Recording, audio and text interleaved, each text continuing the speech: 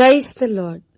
ఈరోజు వాక్య భాగం కీర్తన గ్రంథం 119 అధ్యాయం 38 వచనం. నీవిచ్చిన వాక్యము మనుష్యులలో నీ భయమును పుట్టించుచున్నది, నీ సేవకునికి దాన్ని స్థిరపరచుము.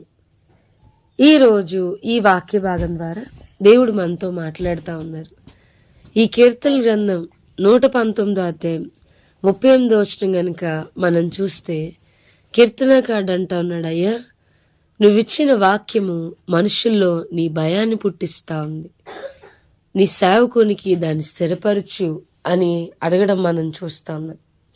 మరి ఈ లాస్ట్ డేస్లో మనం చాలా we are moving far away from the word of God. దేవుని వాక్యం నాకు చాలా దూరంగా మనం ప్రయాణం చేస్తూ ఉన్నాం. ఒక మనిషిని మనిషి హృదయంలో పనిచేసి పాపపు ఒప్పుకోలు కలిగేలాగా, పశ్చాత్తాపడేలాగా, రక్షణ కలిగేలాగా చేసేది దేవుని వాక్యం. మనిషిని బ్రతికించేది దేవుని వాక్యం. అలాంటిది దేవుని వాక్యానికి ప్రాధాన్యత లేకుండా, వాక్యాన్ని చదవకుండా మన దినమును ముగించేలాగా మనమున్నాం.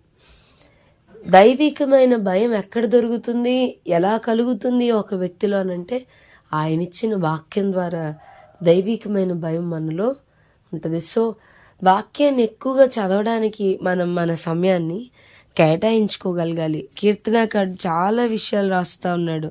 అయ్యా ఆకాశమందు నీ వాక్యం నిత్యము నిలకడగా ఉంది, నీ వాక్యంలో మార్పు లేదు అని అంటున్నాడు. తెల్లవారుకు మునిపే నేను మొరపెడతా ఉన్నాను, నేను నీకు మొరపెడతా ఉన్నాను, నీ శాసనముల చొప్పున నేను నడుచుకున్నట్లు నన్ను రక్షించు, నేర్పించు. తెల్లవారుకు మునిపే నేను మొరపెడతా ఉన్నాను, నీ మాటల మీద నేను ఆశ పెట్టుకుని ఉన్నా.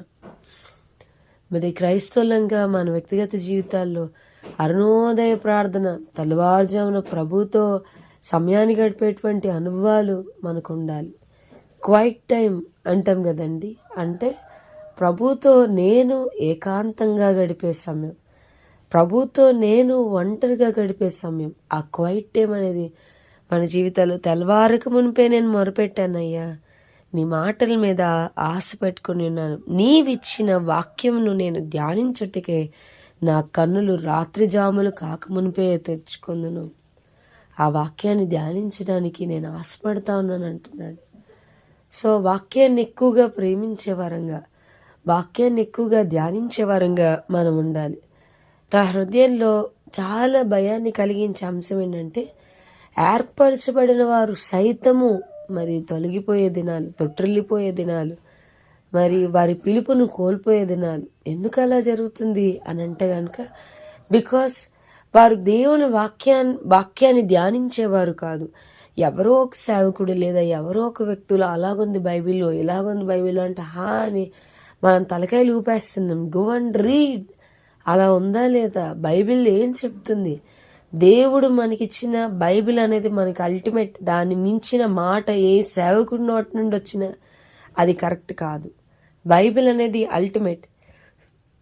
సేవకుడి దగ్గర సొంత మాటలు ఉండొచ్చు, సేవకుడి దగ్గర అబద్ధపు మాటలు ఉండొచ్చు, కానీ వాక్యం అనేది అల్టిమేట్. వాక్యమే మనకి పునాది. వాక్యమును బట్టే దేవుడు మనకి తీర్పు తీర్చేది. వాక్యాన్ని ఎక్కువగా చదవాలి. మన భక్తిని మనం కట్టుకోవడానికి వాక్యం అనేది మస్ట్ అండ్ షుడ్. మనం వాక్యాన్ని చదువుతూ ఉన్నప్పుడు దేవుడు అనేక విషయాలు ఎట్లా ప్రార్థన చేయాలో మన ప్రార్థన ముందుకు తీసుకుని వెళ్తాడు. It is a fuel to our prayer life. ప్రతిరోజు మనం వాక్యం చదువుతూ ఉన్నప్పుడు వాక్యము ద్వారా ప్రభువు మనతో మాట్లాడుతూ ఉంటాడు. నేను చెప్పగలను, అనుభవపూర్వకంగా చెప్పగలను, నీ క్వైట్ టైంలో దేవుడు నీతో ఏది మాట్లాడతాడో అది ఖచ్చితంగా జరుగుతుంది. As it is. Lottery system లాగా బైబిల్ని చదవడం కాదండి, ఏదో సడన్గా తీయడం కాదు. నీ డైలీ పోర్షన్స్ తీసుకో, ప్రతిరోజు వాక్యాన్ని ధ్యానించుకుంటా వెళ్దాం. వాక్యం చెప్తుంది, అతడు నీటి కాలువల యోరను నాటబడిందే, ఆకు వాడక తన కాలుమందు ఫలమిచ్చి చెట్టులాగుంటాడు. అన్ని సీజన్స్లో కూడా నువ్వు బ్లెస్ అవుతావు. వాక్యాన్ని ప్రతిరోజు నమ్మకంగా start your day with the word of God. దేవుని వాక్యంతో మన దినములను ఆరంభించడం మనం నేర్చుకోగలగాలి. ప్రార్థనతో మన దినములను ఆరంభించడం మనం తెల్లవారుకు మునిపే తలవారకు మునిపే నేను మొరబెడతా ఉన్నాను అంటున్నాడు. ఇటువంటి ప్రార్థనా జీవితం క్రైస్తవులంగా మనం అలవాటు చేసుకోవాలి. ప్రభుతో దినాన్ని గడపకుండా దినాన్ని ఆరంభించే క్రైస్తవం ఎలాంటి క్రైస్తవ్యం ఇది? ఏదో నామకార్థ భక్తితో సరిపెట్టుకోవద్దండి. మనం ప్రభుతో మన దినాన్ని గడుపుదాం, వాక్యాన్ని ఎక్కువగా ధ్యానం చేద్దాం. ప్రభు మనతో మాట్లాడతాడు. ఏ సేవకుడు చెప్పినా ఇందులో నుంచే మాట్లాడతాడు. ఏ సేవకుడు బోధించినా ఇందులో నుంచే మాట్లాడతాడు. ఇదే నువ్వు ధ్యానించు, దీన్నే గట్టిగా పట్టుకుందాం. ఆయన వాక్యముతో మన జీవితాన్ని స్థిరపరచుకుందాం. దేవుడు అలాంటి శ్రేష్టమైన కృపను మనకు అనుగ్రహించును గాక. ప్రార్థన చేసుకుందాం. ప్రభువా, ఈరోజు వాక్య భాగం ద్వారా మీరు మాతో మాట్లాడినందుకు వందనాలు. వాక్యం విన్న మా ప్రియులైన వారిని అందరినీ దీవించి ఆశీర్వదించినాను. యేసునామం అడిగి వేడుకొంటున్నాం తండ్రి, ఆమేన్. God bless you and have a blessed day.